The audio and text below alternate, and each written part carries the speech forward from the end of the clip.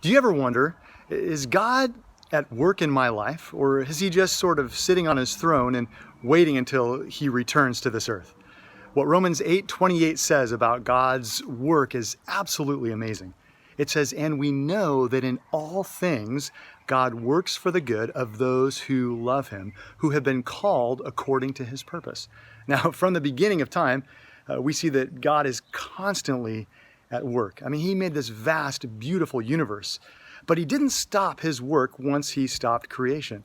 The Bible tells us that God continues to sustain his universe. For example, he causes it to rain. He causes the sun to shine. He causes the grass to grow. He even feeds the birds and the animals.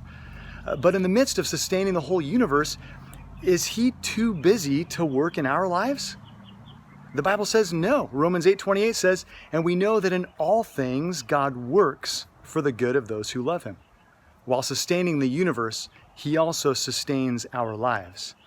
Sometimes we think, well, I can understand how God could work in the lives of someone important like Billy Graham, but in my life? Or we could think how God could work in the lives of people who are starving. Sometimes we feel too small or too insignificant or too sinful, or that our struggles are too hard and difficult for God to possibly be at work in our lives. But who does God promise to be at work in? It says, "in those who love him." So my question to you today is this: do you love God? If you do, he promises to be at work in your life every day.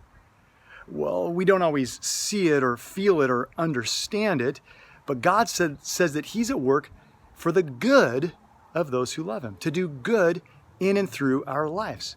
This doesn't mean that God is going to make everything go our way, but what it means is that he's going to be at work in the ups and downs of our lives. In the good, the bad, and the ugly of our lives, he's going to bring something good out of it.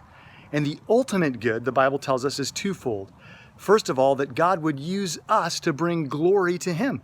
And then secondly, that God would do the good of making us more and more like Jesus day by day. So today, let's trust God to be at work in our lives, to do something good in and through us for his glory and to make us more like Christ.